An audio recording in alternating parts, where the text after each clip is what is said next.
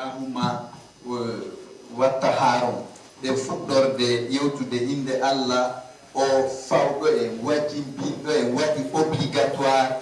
fiye weldo e makko koye yurmodir teddinidire o noon d'Allah qui nous impose la piété et le respect mutuel. Allahu Rahmanu Rahim, Allah ko yurmeteɗo junɗo e kefero ka adunaga yurme junɗo tullakara o yoɓiramo aljanna.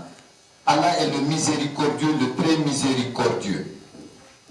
Ambeye hawa ani adama denu le dikeru yugere yurmodire para en fop no woniri wo ko no woniri ko en jedal be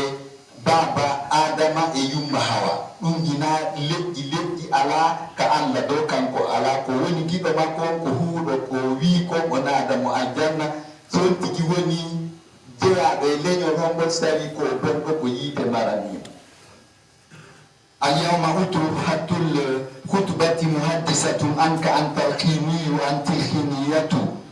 هندي خطبة من أنكوني ولد كفي أنكو جينيين جو غوركو أنكو جينيين جو ديبو إن على بانو ديبو بوليتيك إن على بانو ديبو ساتيني أدونا كفي أنكو جينيين جو ناولي ديفيم. Aujourd'hui, le sujet du sermon parle de toi, ce Guinéen, cette Guinéenne, de toi-même et de toi seul. أنت لا تحب أحدا ولا تحترم أحدا حتى أعرف هذا. قالوا مسلم جينينجو. توصيد عندي وندي أن أفعل كدوت سينا هورما نفما أنتم لن يؤمن بيتما أنتم إذا عندي دون أي كلو بيدك sur écran de surveillance alla kanko mo sutima taw si da sediti wonde a fala naka goto moƴƴere sina hoorema tum taw si da sediti wonde ma a teddina hay goto an alana teddungal fof ko gore. Aujourd'hui le sujet du sermon parle de toi ce Guinéen, cette Guinéenne, de toi-même et de toi seul. Ok, tu n'aimes aucun et tu n'as d'égard pour personne. Ko hay goto a teddina, hay goto a yurmetake sina hoorema pet. Ni wonɗo wolde on ko ɗon ni woni, onon kadi ko ɗon wonɗon. Na uddinagol hayla salamu o. Ko non wawɗe. Hay goto e yiɗa sina hoore men e geɗalɗe men ɓe wonde kuddindi ngara yata o hay ɓiɓɓe ma ɓen a faala hoore ma tum fa a teddina hay goto. kono en wa'iri noon non ɓay Allah dali wala kad karramna bani adama min teddini bani adama o wiiti ɓe ɓay ko kanko towniti woni e wimo o kanko o wi to ɓe woni min teddini bani adama tawno hoy fiiti on ɗon si o teddata awa angine en ɗon hiɗa waɗi noon ko ɗo yiyata mawɗo mo tuggordu ara daro woni ka yoɓugol courant woni ka ari ka nder otoje ta himo diwnude hara suka wawɗo hino jooɗi ɗon ƴettata place on jonna Allah teddini goɗɗo teddini mawɗo a wiya teddintama a wa'ay noon ankine en ndaari tu wano Sénégal siɗi hara ran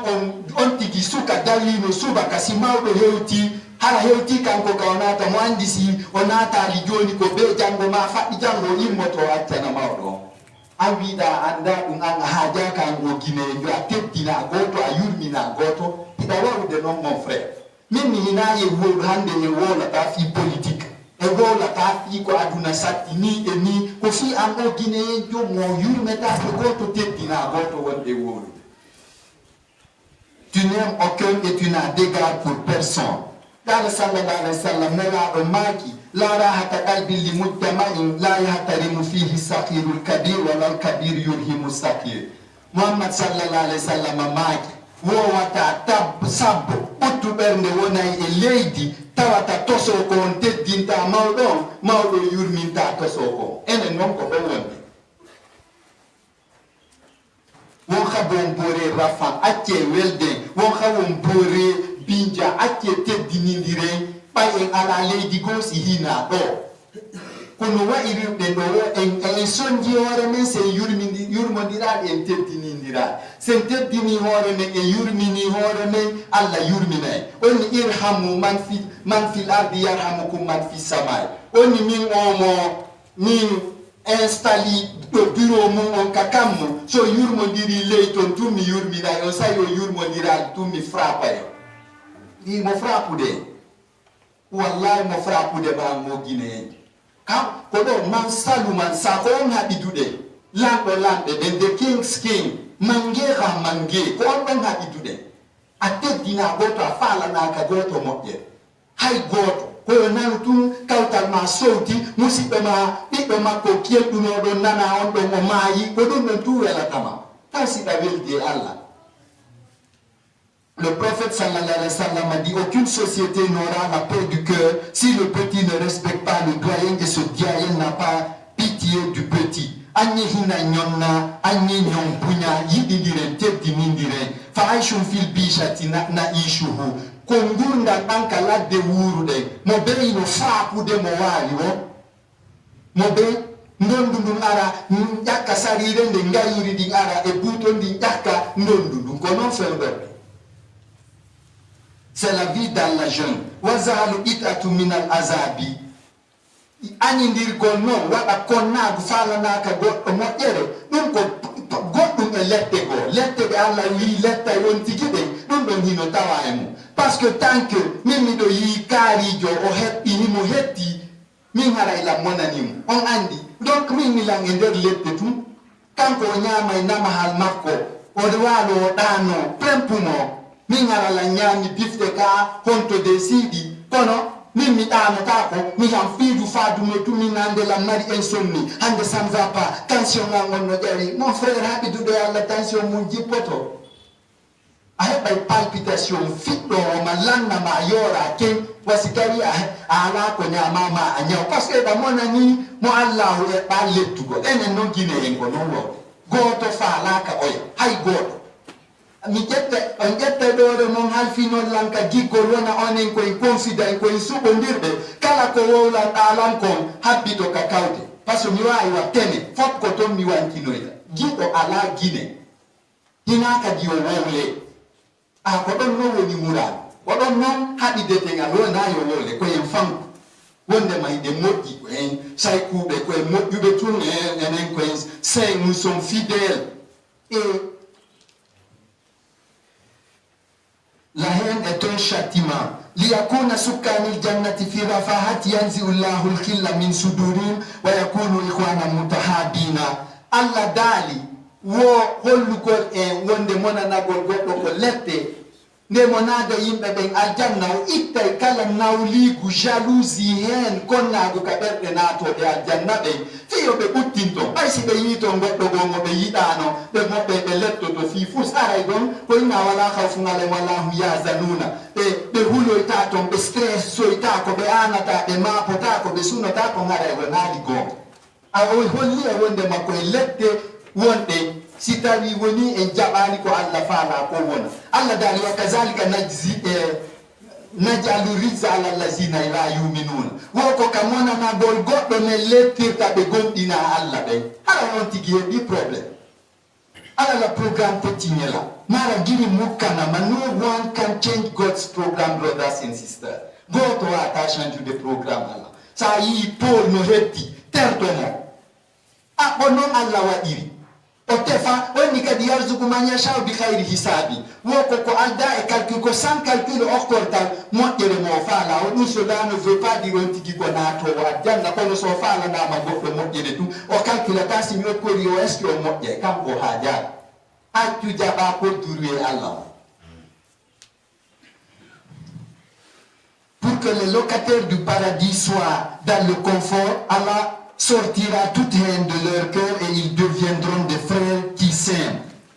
Ala kulli halin la nakhdau illa nufusana et ala jamfa de sina wonki jimendi on se trompe seulement anta khiniyu anta muttaibun daiman kayya dawo an os gineyen johida suni afil manzili au fit tasyari fil ma'mali au fil manhali au fil mat'ami hina ka gallema hida fiidi tun hida duppin hina ka circulation ko yenni ndiro tun away pay kun hino yenna mokoba daro hoda hoynde nde goɗɗo hay dumbaɗo wawata wowlude ɗon ko guine tu yiyete mon frère finere ma nde no fanɗiya mo guine ndomi fuɗɗoro min hassane wowlo kunta wala tinta finere ma nde no fanɗiya mo guine yenni ndira kadate où on conduit comme on se conduit. No woni bakayasi wo ko non hara igoni jikuma.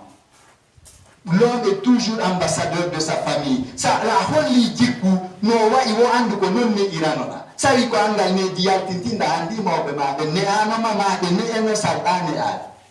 Enfina enenkine hay sintere alas duma ndar ka circulation ko yimbe yenni de tapay ko emaw no yurmi ka golle ko taƴondiro ka café hoy ko wowlu ko daray parti karijo RPC IFDC hiɓe wowla fi ballon fa waɓutu feƴƴa aduna wellata lakara wellata ay ananga golle lakara ma nga lamo préparé ila limaniya yemi konto woni non ko gonɗinɗa Allah ko ay gonɗingol Allah ko jaɓugol ko Allahu wi waɗay kon ko ɗon al iman billahi hoolagol ko kala ko waɗi kon ko Allah hoddi an noon a jaɓata ɗum ɗo a teddina hoorema a teddina tagge fo Allah a yiɗana goto moƴƴe wala yadkhulul jannata man lam yuhib li nafsi li khayri ma yuhibbu li nafsi wo muk goɗɗo mo yiɗana goɗɗo moƴƴere natata aljanna ko taw koko yiɗanɗa hoorema ko yiɗanɗa yimɓe ɓe miɗo miiji koye dambuga non garenen aljanna on hara ɓe moƴƴina e dambuɗe kese par ce que do en ala guerɗe no naatiren aljanna. Tu es perpétuellement stressé, que ce soit à la maison, à la circulation, au lieu du travail, au café ou à la gargote. Il t'a dit à la masse, ko mettuma o ko mettuma jonnu Allah. Jonnu Allah halfinoɗa Allah hara wonani awa seejo hunƴuɗo añanɗo nanu aksanu udin wa shararati jamratin enen do guineyen fof ha banu adama fof koyen salndu leggal gotal koye salndu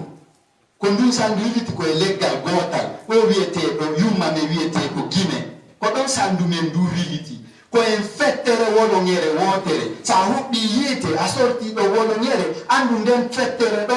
a huɓɓi wolongere a sorti ɗon fettere andu nden fettere no jeyda e ɓeya pette to geɗu jaɓa ɗum faama joɗɗintina hakkil yondinor kodduri Allah acca fiifagol fa wajaha falsin wahidin wo koyen andu hiɓe wayi wa biyewol 1000 francs 5000 francs wol geece mum ɗen ɗiɗi ko tampuɗa o a wawata wida heɓi 5000 francs wol ya sendugol wona 5000 francs ɗiɗi seedata awa guine ɗo e seedata koyen fof ko ɗo Allah hoddiri e wona gueren welde yiɗidiren teddinidiren. Nous sommes des branches d'un même arbre, étincelles d'un même feu, deux faces d'une même pièce. Aki kwayo musita lahis wata'il wattayila haqqila illam taskun fi maskanika sa fawtaki ka hoɗo ma ɓuttina ɗon fa ayna taskun gonto fawtotoɗa hiɗa fiidi tun hiɗa monani tun kawtangal ɗon hiɗa ŋerina ɓikkoy tun hiɗara ɗo sonnaki tun hiɗa duppi tun ɓay kawtal ma takko ɗon yino ɓuttini sa fawtaki ka ɗeygure ma gonto fawtotoɗa ka galle ma sa gerdama e foro fara ka saare a arti mi sikki woko liyaskuna ilayha woko hay goɗɗo ko tigita ko fi yo heɓu ɓuttu takko sonna makko kono an ɓay tun hiɗa haɓɓiti takkoɗa kodduri Allah o laatota ko ɗon hiɗa soñji. Cher frère, chère sœur, si tu ne te reposes pas chez toi, où au monde tu vas te reposer? Ila ɗaɓɓuri kono oka ɗaɓɓuruma haray fowtoytoɗa balotelon ɓe ɗi andu dow gurda ñina ñande wotere ko wonɗa guerde kon no windede ko ɗum yoɓeteɗa a soñji noon hoore ma ɓay a jaɓali kodduri Allah an o guineyenjo a jaɓali goy a jaɓali si wolama ɗa ukkinede wiye talibajo jaɓuɗo hewti heɓɓike ɗo memo cour yalta tara wonɗa waɗa ko hay seytane wiya he oɗo kadi mi récupéri oɗo trop oɗo kadi feƴƴintini ay dose ka mi falano yo yettu Allah tu vois waaju yonata en accata haram en accata e seeɗa yonata en mi wayi wasi tun koye o aduna ɗo luddeten hara e yoɓetake kuuɗe men fi jamil alam fi tasari fa nabahatu wa du'abatu wa talatufum illa fi khimiyaka ango musiba e nder aduna on fof ka circulation ko finere woni ton iɗo gandi yaare kempuɗo ma lumbi ton hewton keedugu ndaaro circulation wallahi a hersay hoorewa tawa taw ananta ton no yennidire kamɓe ɓe yennidirta woy ɓe yennidirta ɓe siiɗodirta ko civilisation ko finere ko sana ku yaagal ko ɗoni ka circulation ɓayi hiɓe mari comportement moƴƴo jikku moƴƴo ka galle ko ɗum ɓe yaltini ka taraw enen ɗo min yi'ay moko baɓe no yennoje mi tawa ɗum ɗo no yurmi mi tawa ko be Allah frapa en e ndir ɗo leydi hay fof 80% wonti awa se ɗum ha jaka fof ko noon wayi sina ka leydi ma Guinée ɗo ɗum noon komi yamirtama kon damisan won welɗo wondude zada jaratin jon teddungal za sitin jon inde moƴƴere Guinéen-jo wata ka yaaro yimɓe ɓen inagoy mi yiwata wonde Guinée kono hakke ko welo tollan komi wela yiɗi oɗan mi wata ronkude wowlande on jikkumo marɗen o se goɗɗo a teddinay mo ha extérieur ɓennama ko ɓe anda o teddinta o anda ko a Guinéen-jo watta yila biɗo mo jippinay par ce que ɓe arde kanenga no wowle de bouche à oreille hiɓe an sifi ko honno Guinéen fewnori ayi a wattanani yila a liɓi fi hoore ma goto no wawatama ƴeɗa e ɓantude. Partout dans le monde, dans la circulation, c'est la civilisation, le cousinage et la tendresse, sauf dans ta Guinée. Sois sympa, sois une personne de classe, d'une bonne presse. Wa amma manika abafima amalihi. Siko ka golle ma non kadi monida an a fippike oda fippike ida monani mo ay ko fippi ko ngara ina hayno dagori e borda haysu taqdimu zama waqtika fa anta ka mahbusi stawi hay ka golle ma kadi da sonji o faalindiraka ko don le feƴƴinta waɓutum tamma ɓurɗo ɗuɗude e nder ñallangal andara ɗa e kasol a weltoto ha ara ka bureau ma ka golle ma ka mbayla ma ka atelier de couture ay hiɗa du couture nani tu yimɓe ɓe oɗa ɓe addanimo leppi jeɗɗum yoɓe tegum min hanki mi joɗori ɗo ñallangal fof mi heɓani tu vois hiɗa monanimo ko Allah wi ko hendoto ko ila limani ya yemmi konto ko gonɗinɗanon Allah ko ɓay ko kanko hoddirta ko woni gonɗingol ko wigol Allah hoddirimi jaɓi hiɗa monani tun mo wonduɗa o. Quant à celui qui se stresse dans son lieu de travail où il passe la majeure partie de son temps, il est comme un détenu. Watch up now. ومن خاز في المطعم كيف يحصل على شهوة إلا إذا هلك قدرا عظيما من الفلفل لدرب شهوته إن يجرأ الفلفل. سأري كديكا نيري يتدون إلى سونكودي إلى وادني لندن نيري بيرادي ديكا نما ما في بانتر أو يا سأوان تامو يأتلو كونو منيربي da mi dari ke am yaha jongo ko no ya ningo ina mi fuddi e yangodo mi andano are ko din jabaji tu njula jonka boutique ma ko ginne jon tu njula de ginne jon nantanu mattina na client joma pourtant le client a toujours raison bon client le marigonga ko joddi mano ko yenni ndiro metti ndirano tum ena mi dari ke am yon kigo e pilete na sala gata accu don bodde kala ko ni wurebe civilisation wo ala e gurdam mon am mon frère joni noon ko tigi ari sonkidama ka ñamata ɗon ko no heɓirta appétit hunduko makko wela sina ara o ñaamu dongal ñama ko ɗum kadi ko sayi ara hinamo il sert a heɓata ko yon tigi sorkito ñama ko hara no duppi no feetini alkali yonata hinoɗa monani yeyo wongon ɗon no sisamba ko ɗan gurdam wurude. Celui qui se vexe au restaurant, comment peut-il avoir l'onctuosité du repas et le savourer sauf s'il consomme une forte dose de piment pour fouetter son appétit? S'il n'est pas, il serait bien sûr. Anta karibum, ango ginenjo wallahi ta hauni. Unzur ila alwasaki allazi tarutu fi jami'i sawanini darika. Ndaru tuundi ko hibbata hayka nder galle ma nano e ñaamo nder to fof hiɗa hibbi tuundi wa ala tuuli shawari jundi ɗate ɗen fof hiɗa hibbi tuundi a acca ya tumbere jemma ko a faalaka ko ƴetta hibboya ɗum ɗon ka goɗɗo goo konto diina ma ka woni wonto limanu mangu woni foɓe to ɗum ko commune o waɗa ɗum ma ɓe menen guine ɗo laamu ngun ala gollude mais est ce que laamu ngun hino wawi jogude ara kamo be tuma niɗɗi aynamo wato suuɗa ɓay koye wowlidiran gonga min noon nan politicien o kono en wowlidiranay gonga inna sadiqaka man saddaqaka man sadaqaka la man sadaqa jiɗo ma ɓayle komi giɗo mo ko wowlan ɗo ma gonga woni giɗo ma na jonnituɗo ma gonga o yala ɗo fi parti ji kono ko gonga o est ce que ko laamu hongu ƴertu trompe amérique addamo ɗo ndara so waway laamade ha o ayna mo bewata hibboy tundi ka si niɓɓi ka oya ma ka tarawde o wawata mon frère woɓɓe buyno yalta mi yettinoma ustad ammi ko ɗo rpc ay ara on to ñila wallahi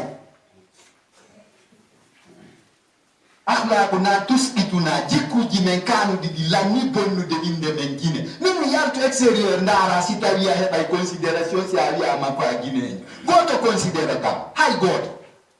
o ɓayi comportement yiɓe arde ga yiɓe reñi.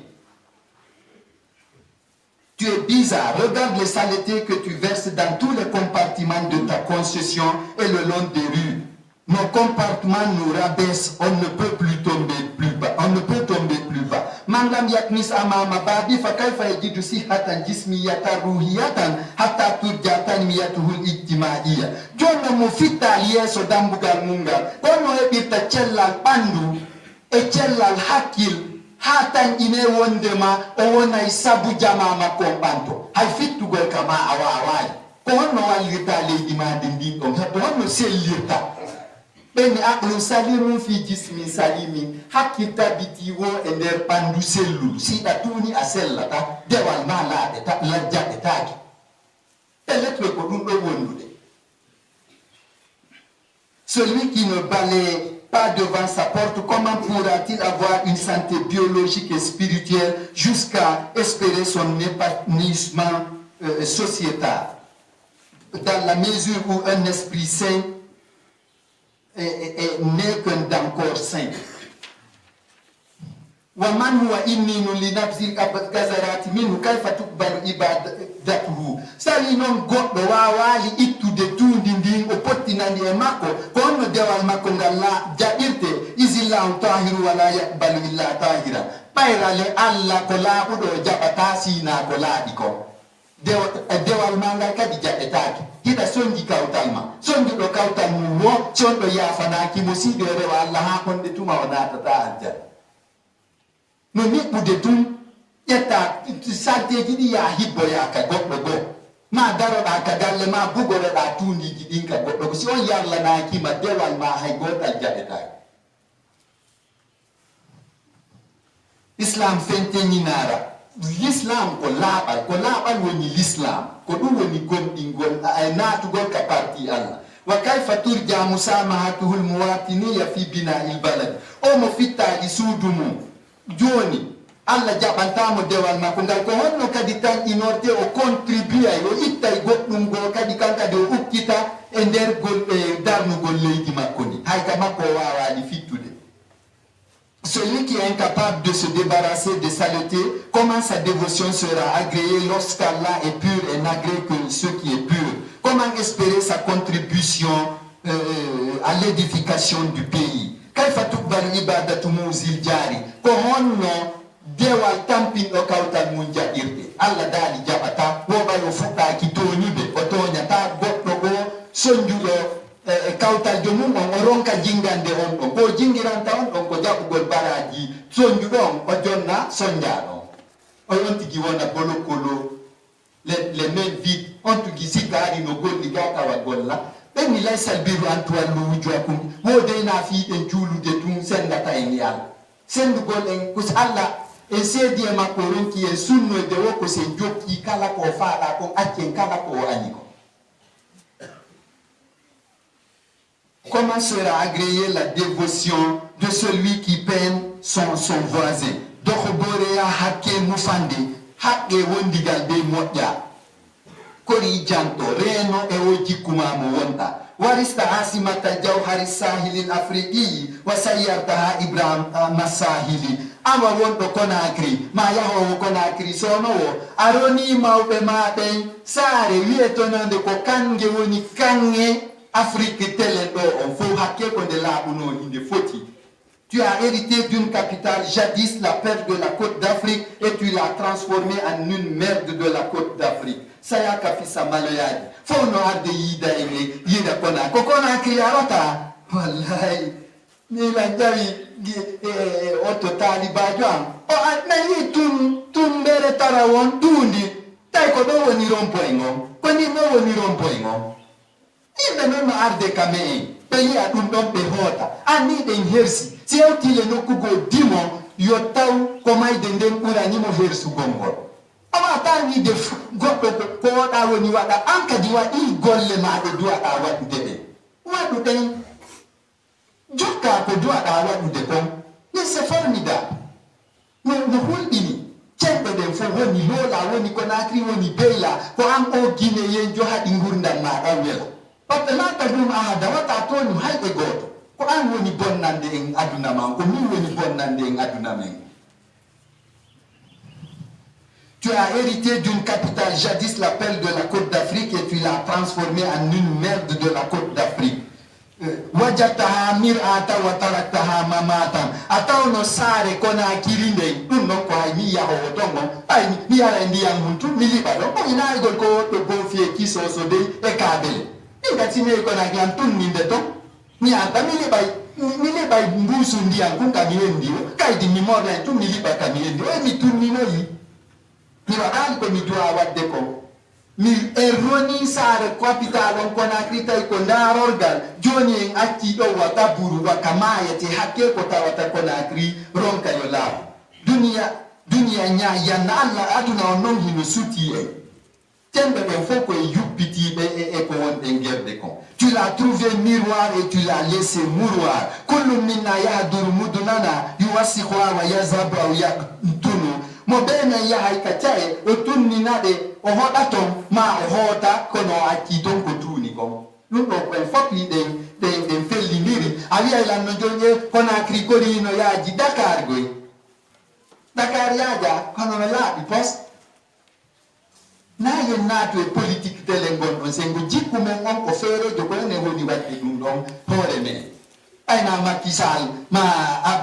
Abdallah Mohamed Abdallah Boun John woni arde fitta kate den ton o sa libi non atunnini ko mo felata kadi se o juma wadi no do arali biya ko mbo haduma ara tu vois ko hore ma ataka taw goddo ka commune wawatama aynude malaika arata ñoƴƴama Muhammadu wo ko yeeta malaika illal balakul mubin ko yettingol ngol tufa waɗa e Muhammad sallallahu alaihi wasallam ay ko honkima ki yamirta ko moƴƴi ko haɗa ko boni ko. Chacun de nous fréquente nos cités,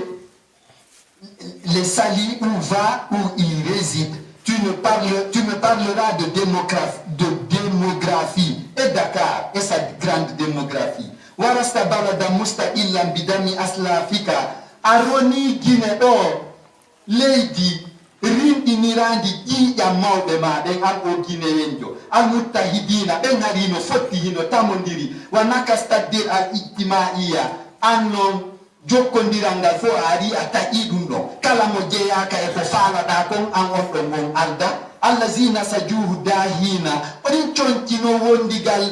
ɗi mawɓe me en itti hoore mum sadaka ha moƴƴini ɗi sanñiɗi an ari a firtiɗin ɗon a dufiɗi. Tu as hérité d'un pays libéré au prix du sang de tes aïeux unis et toi tu viens détricoter le tissu social qu'ils ont tricoté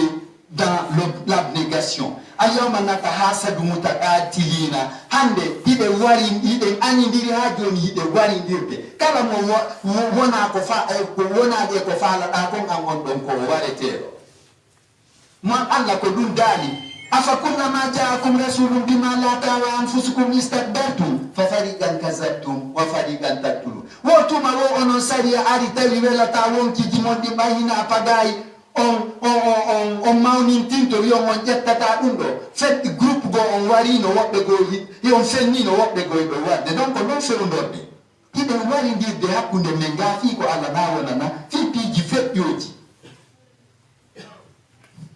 Aujourd'hui, on se déteste et s'entretue. Soboti. Kullu man laysa fi firqatika aw hizbika siyasi famudiddu maqtulu. Kala mo wona ali ka clan ma, ka fedde ma wona ali ka parti politique ma, on ɗon haray ko gaño ma ko wareteɗo. Honto woni démocratie on, honto woni finere men ndey. Bara Allah tigi daali shawirhum fil amr. O yi Allah daka ko kanko woni démocrate jon. Woni diisoɓe e kala ko waɗata. Allah Musa wino Allah min ɓe heferɓe tampini la mission ji ke Allah dada fa la mission ji ko dureyamo ayali ko min tagi un parti min ni ɓen ɗo wata ɓe jaɓanan mi yini ɓe ɗo jaɓanan an a jaɓata ɗum an kala non mo jokka fedde ma nden woni ko woni wo ko woni an on ɗon ko gañoma ko warete fiwa ayni ala hay ka dina sen jokkino dina kan tun en haɓata. Toute personne qui n'est pas de ton clan ou de ton parti politique, il est un ennemi à abattre. Jawala. Ayuhibbullahu tahasubana wa taqatulana. Ido sikkude Allah hino yidi kokonde anyindirde kokonde warindirde. Oyida ani la tasfiku dima wato yibbu jiide de wato warindir ene wiide mo o ene warindiray ani la tatahasadu wato anyindir wa tasimu bi abillahi jami'an chate dina Allah kan weldo nge hore dum do wiide mo o emere men jettani. Ah, voici ton sort. Abi do the boss job odi wa atagu li koyo ibara yobo ibara lo. C'est ça. Sonja amo beno fidi no bitti tum fabu ko fadi hore mu pay en jabani ko duri Allah.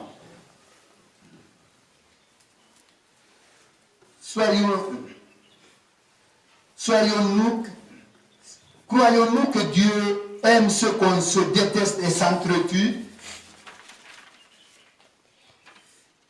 Rabbana bayo jomame nasaluka min jeedudema najjuka min mulkudema an tukhrija shaytan wa waswasati fi qulubina yaltin seytane yagal e so sino seytane ka berde ame wona kunne wona ikhwana musidɓe mutahabbina yiɗidirɓe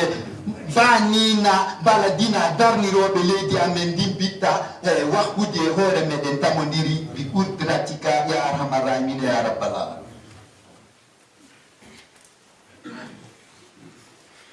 Alhamdulillah Rabbil Alamin, Alhamdulillah al-Malik al-Jabbar, Alhamdulillah al-Wahid al-Qahhar. Ikhwani gono yo musibia la natakhabab wate suɗondir kadistayayna min jududina wallahi en hersi storiraɓe ne e darnunoɓe ndi leydi yangi fiyo porto yaltu e ndiɗo hedde ɓuttu men o ɓen ɗon tefano ko leñol kaari hay dina kaari ɓe tefano kamɓe ɓe tamodirno ɓen ni impérialiste a get out yaw ɓen ɗo yehi enen en jersiɓe joni ay enen ko enen tigi woni tufidirde waɗidira ga añidira. On a honte de nos aïeux vraiment. Hum tarakul ahawa al hasadiya liman faati khiniya abayhim ɓen ɗon accuno gañanidi wonkiji maɓɓe falanegol hoore mum tun ɓe waɗi jokki fi nafa leydi babiraɓe maɓɓe nden baladuna sariyu wa faqirum leydi men ndin ala ko no ala ko en ala e ala ko en ala ko no ala ko marɓe ala ko en ala en gileydi boyno yeeɗi wonugol guinée kono ala ko marɓe kadi wattane yila ko bi law woninɗen yalla bi law guine ɗo bi law ado enen ɗo fof e woode nde ari moni guine monina Allah moninanoma law gueɗe non sortoɗen e ɗum ɗo ɓañe tigi on goɗɗo o ƴettuno baba makko o bugoyi ayde o numéron kani kun kikalam business jandin ala marsude kunka yawno ɗojja otta o hawki kun ɓiɗɗo makko o heɓi ɗin duuɓi kanko kadi tum ɓiɗɗo makko wi kikalam min a bonnatalam business am je vais te faire sortir de la miyaltinte ɗo o bambi mo naɓi ha Allah addi fewdo kakan kadi o tippuno bugi ɓen makko ɗon oya jippini kum hino dajitade tippa ɗon hayre bugomo kara venka hayde toon kikalan kun jali henki ɗonni konu kikalan jalata mi warete woni ɗum on ɗo en ko ko ñande fof ko ɗo lutteten ko on noon no luttirten on hayde hayre nde tippunoɗa ɗo en ko ɗo mi tippuno en bugiɓaɓe ka hayde ga mini ɓe son jiila Il n'est jamais tard de bien faire.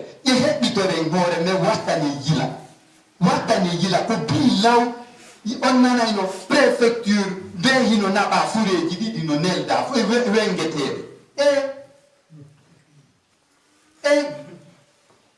hay nokku heɓaki kaɗum ɓe waɗi e wawi noon kadi kadi wa ka ɗum waɗi nokku waali guine wawi noon kadi c'est ça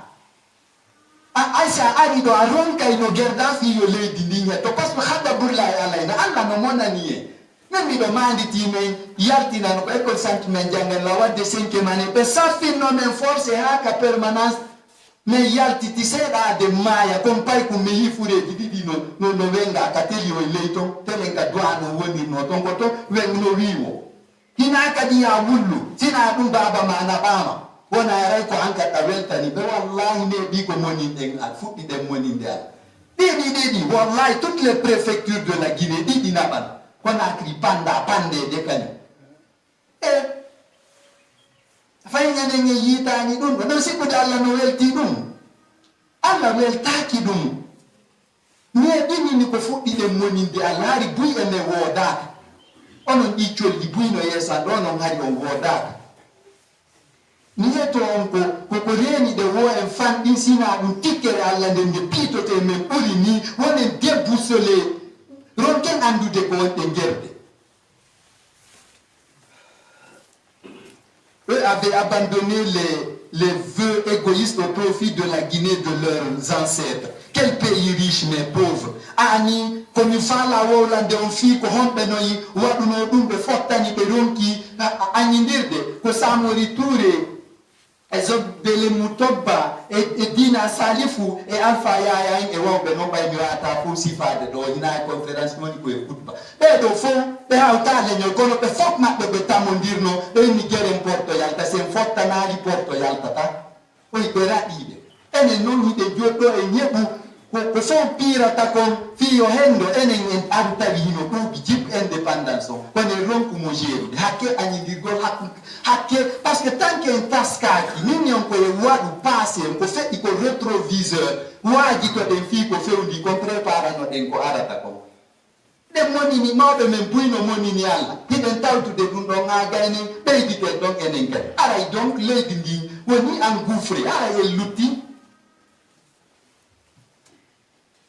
Je veux parler de Samori Touré, Zogbele Togba Pivi, Dina Salifou, Alpha Yaya et j'en passe. Maïta Barou Djanbat Ansari, Bendarano Lenyol, Awidini, Mahawigol Menen Komen Dina, Kari Beda Ko Dina Kari. Ba Ita Hadou Bembe, Tamondir no Beoni Goto, Litar Dil Musta Amiri, Fira Agogo, à Porto de Adno de Wadi. Eux n'avaient pas considéré l'ethnocentrisme ou religion, plutôt ils ont été univoque pour chasser l'oppresseur. Allah tando sisen ambara anna horoya masoro. Yettude Allah en heɓi joni indépendance men on ndimu men gonen ala e dankade gunɗo ndimu men. Wa haulayi an jabu Sekou Touré wa Saifullahi wa Mafori Bangura wa Bari 3. Ko ɓeɗo kadi jibini Sekou Touré e Dina Salifu e Saifullahi e Mafori Bangura e Bari 3. Ɓen ɗon kadi on équipe ɗon ari ɓay Samori Alpha Yaya en feƴƴi ɓenni acce tamodire enen kadi i fiyo ɗum ɗo e luttu tabita ka nder ka menga. C'est ceux-ci qui ont engendré les Sekou Touré, les Saifon, les Mafori et Bari 3 pour ne citer que ceux-là. Wa haula il akharuna dafaw asara abaihim wa in haza intaha bil khadi wa safki. Ɓeɗo ɓe jokkuno jurol baabiraɓe maɓɓe ngol ɗum e wonde kadi ɗum ɗon sakkitorano sina jamfa e waridiro ko ɗum woni o wolande ko ɓay koye wolugonga wata sa'ude boofo a fusaliɗe fondo zamanu Sekou Touré o yamiri saare beyo ɗiɗo naɓe wenge hay si tawi PDG RDA harayno takko an ɗo haray sago maɓɓe ina ɗuwol ko Sekou Touré inni saare beyo naɓe wenge ɗiɗo e hakkunde mom Allah hina fi sabilillahi hina hara kadi son taskike fi ko waɗugol complot ko ninani kala ɓe andi mo no mari jawdi ma no jangi ma hino fini ma ko ɗi lasili iko ko pandeteɗo on sikkude Allah no weltani en wallahi o weltanaki mbe o tagi be warire ni nani parce que nya si awara ke fer ko ya avertissement ta wonde do mari jihadi go nyalande kari fotto non abona jubu golmo ina no fi yimbe go ni nani nange bandire tunni hare wona ta ko fen la ka frontière di kala fellu do hebi buy warade lawol mali do e kunda on tigi be dane grat fewndo se ko wona e gonga on tu vois si be gerino yo porto yalto kono jakari kono be hendorante tunji tirai PDG RDA ko moni wolude ko ay min ko simkondu kwa ni wata ko be mi wola kwa be mi wola c'est ma bouche là qui m'emmerde akini yuna atamuta skita rabiki enen ginen be lanni moninde Allah bilaw en mawbe men be wadi dum hide jokkitade donc et ces derniers suivèrent les traces de leurs parents même si cela finira par une trahison et un carnage. Quel carnage! Les Guinéens ont fini de vexer Allah. Unzuru ila lauladi fit turudi nare kadi ko bibbe yaltata kakate siya ma manifestation no sikude ko civilisation ni iko bobo yara no yalti anda hay ko fala no akita ka chudi mun no yalti kakate no sunna ino goro gada no minaf finereni iwa dam anil madaris di acca don lekol jikabe jangata don wal janaw yasadu taraiyam bandi ya ganga no tawa tumbe do wasalanti genda gala wal doga en ko fole mo be ko e galle yi c'est ça kono mo be no akitira ni wo joni ko démocratie mo be yo hu ko fala o ko nder dum do non tampini ndir ten kadi libertinage droit wadu gon awa sa ko wada ko fala o bibbe ben fo yalti ndare tun ka tawata o mo wiete buyari no jinga ni mono gasa minni do tawa e mabbe o suma kasleg jaka himo andi o ko woni wadde do fo ko théâtre hina fi fusi na fi intérêt mako personnel ko taw salaire mako beydete haray maka endis di beyde salaire mako bay mo ando yaaye nga do retraite o perdi ni pay ko igine ko yebbi tati de ala jam de dum do woni ni fi intérêt mako personnel feño yaay no wonde mako intérêt mako personnel ina politicien jo kono wallahi al aqulu la gonga mi wala o ambali Guinée fo ko njofindi nyen fo adon no hani de do be dangol no d'accord no hani be dangol no kono tawara ina intérêt makko numo wonno jaga ko dum mo jokki dare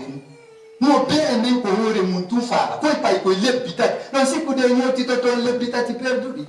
e nyoti to tako men janno be meden ado ada bla bla chomo chama no diwa dum do fo ara non ko duulete no wurge fo diwe andu lappoyte tuma hewto da bak ndelo ren ne perduda do aspe primaire wonda do yalti to ya tuma wado ta bak ma breve a fait goito do ma molto da don ka fileji examen molto da yulto ya kono ka biro ma karanye biro ta ay biro ba yara ya kel hara ko be boni yo tan hara ko wonno piri dude kon fo hara ko fi nafa bibbe Guinée be hara ni nafi jaka intérêt hore makko. Regardez les enfants dans les rues au lieu et place des écoles. La délinquance va en crescendo. Amasilani, amahinani, hubbil watan mina iman. Awali yidu go lady mundi ndoko ko jea e gondi go Allah bay ko Allah subhanahu wa ta'ala do lady ya jeye don. Amagaku, amahinani, amakini kini. Mohammed sallallahu alayhi wa sallam dit qu'aimer sa patrie est une foi en Allah. Ma lam na tali min haza tabi zamin tanke en sorta ke o jikku men kanu dodo fa aishuna yakunu halzuna darari ngunda men tan ko sifa gol tun e ndika rowani e di hikka ko dum tu wonete ngemu ko yilo nde sonja wonete ngemu tant qu'on n'abandonne pas ce comportement abominable notre vie sera un spirale de dèche wa ummuna khini ya tushiku tukfi durafa saha fi insijamil awtani bisababina joni non wongo ni yumma men ko Guinée non siari ni hara no abba tuma yummirabe leyde be fo tutumbi hara sabu men enen ko waide ni ko hara yumma men hino ukkini hore munde ko ton suti hara Guinée no hersi ko ronu no de mawbe men fo go enen en tilfi fop e lankiti fop en bonondiri ko don non buri hulbinade tuma bonondirdi.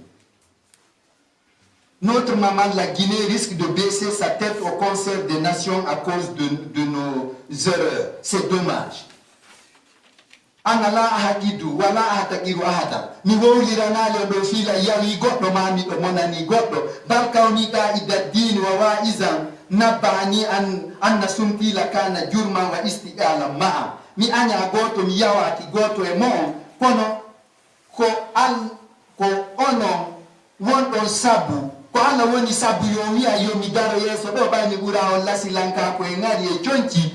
ko ɗum ɗon puusilan don ko tawata mi woni Allah waɗi lawajo to ɗon ko on jaɓi ko ɗum ɗon waɗi yeetila wonde fankugol am mi ronka wowlude ko boni kon ɗum ɗon ko zunubu molanaɗo haray mi accitilore nde mi feeranayo mi waɗude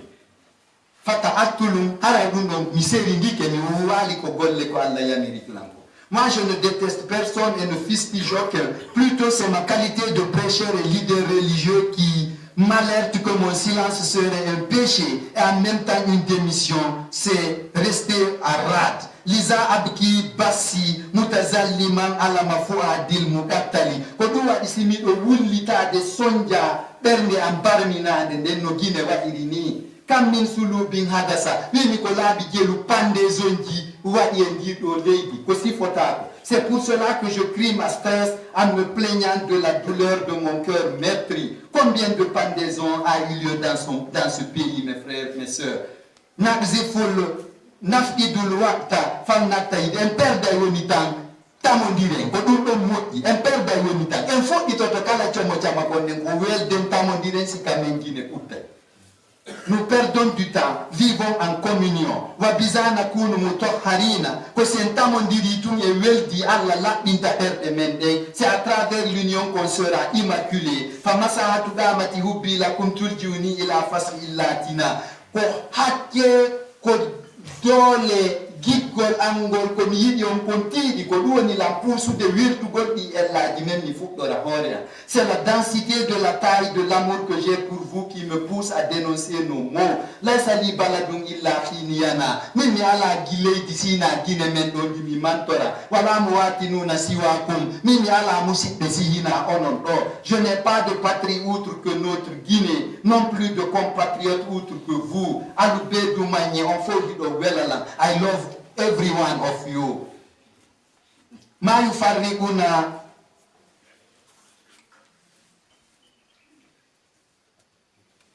yufarriquna askaru mimma lana fil wahadati. Ko kafuɗen kon ko ɗum ɓuri tiiɗude e di ko woni en sendude kon. Ko wi ko leƴƴi ko partiji ko ɗum woni en sendude ko ɗum ɓuri jasude e di ko kafuɗen kon dine men on musidal men ngal jeydigal men ngal. Falna kun shamilina woni moɓoɓe yimɓe ate wonu lancoɓe. Ce qui nous divise est plus minime que ce qu'on a de commun. Agne bolodi nyonna jonni ndiren juuɗe. Soyons des mentors. Wanahanu mudanuna anna isha ma'am. Allah fawi e ye wuri en fo. Nous sommes condamnés à vivre ensemble. وحزنا أشرا أو خيرا كان نقسمه كل دنيا من أمور يبني إنسان ده ممانين كاجو على أو بارتي جو على كيسي جو على بولو على إنسان ده جوني أمي نفول بين وكيو ويو وند بابا كوباليده بين كوباليده بين دويا بولو كوهبا مارا مايا هيجي أي we are so bebe ndendo ko bebi wo don fe bansan ko nyamu gol tu komba woni la silijo lata jassa swaten koso no dir terto den dum kara din dingol bay ko musibe julbe weltube terto den dum si koso na mata hay goto moƴƴa.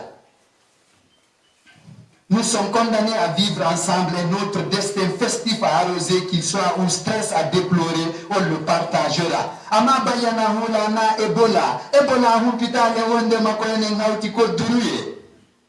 Humpitali be fermi frontiere dini fo. Mimi do reni ay fulbe ni télévision Sénégal kolda tamba fulbe wonnoɓe toon ɓe ngara ɓen ko toon jibina kono ɓe ndarude hari kala balde jallo ma guinejo o ɓen a yontigi yaltuka lekkol ha ɓe anda fima ko ɓelle ko toon jibinano jangude toon ɗum ɓe wajake wonde koye hunde wotere ko ley fello ko dow fello ko hoɗogo ko wuro ko runde wallahi en gaynali sen jokki oɗo jikkumen ko ɗo tun ɗum woodi ɗo tun ɗum woodi goto ɓura goɗɗo illa bittaɗo a Allah dal inna akramakum indallahi atqakum ko ɓuri wonde betejo ka ammi wo ko ɓurɗo hulde Allah o ɓandi min ko ɗum mi haajaka ɓay mbilaji noddini ɓe ni a menen ko ɓalejo noddini makka menen mi yata min juula ɓanni inna akramakum indallahi atqakum ko bilaljo natuɗo ka l'islam haɓɓaka ko ɓurandilan on inna jaalnakum shuuba wa qabaila li ta'arafu komi waɗiri on leƴƴi e gori ko fi yon sendodir ɗum wata goɗɗo tiggu yaye mum tigga bandiramu ko ɗum pet ene wiide nonono kala mo hinaka anen men falaka on tigi. Est-ce que Ebola n'a pas été un avocat valable? Anyi hakili kede watane yilade wonka hakili raba fanu lahis harama ijtima iljirani ndaren wondigal keldere wondigal kawtaɓe meɗɗen ɗo Mali, Bamako, Côte d'Ivoire, Sénégal, Libéria ɗo ndaren ɗum ɗon wannastanid minhum tintoɗen e maɓɓe famuhimmum koko kelɗino bete ñemben ɓe awa ɓay en acciri ni ko tawrunoɗen mawɓe men ɓen ko. Référons-nous aux pyramides sociétales des pays voisins, c'est virtuel. Fal nakbur li wada il khabiri wa nashri il firashi al-ahmari lil hadiri. Awa joni geren kelɗen fi yen taw ko feƴƴi kon feƴƴi tolnen ko fewndi kon jaɓen wa ɓubuli khilafatina ko en hawta hunde ka partiji e ka faaleji ma ko wahabiya ko murid ko shit hay ton en hewtoy tertoɗen ɗum ɗon fot jaɓen wondema koko diina gota jokkuɗen koye leydi wotiri koye musidɓe wotoɓe koye fanna kun mustahidina ɗin ƙabili préparanoɗen non ko adata ko. Soyons grands pour dire au revoir au passé, étaler un tapis rouge au présent en préparant le futur, en acceptant nos différences. Nima diala yandi, I beg you, please. Allahumma kwa yodom. Naduka meden jeju de manunash duka meden mutu dema aslafu na faafu an yafa no men fata ni be men be fo yanna yafa an nan ben baluma an salu na geda da men be barika la wat barke mabbe ama khawon madire dime barika hukamu na lambe amen len asni dum len bisagi kini na tambito be fiyo be golla men Guinée soutien nos gouvernants pour booster notre chère Guinée isa sawaina tata lansa bisime soro yikale pi de fus me wata subhanara afata kala na mi jeji ma wanti yurmende demanding amen ba'da hisabi si men nyawa maka bowal don la tudkhilna illa firdaus katana du mesina ka aljannama kiti tambi Allah don ila aljinaro ya arhamar rahimina ya rabbal alamin.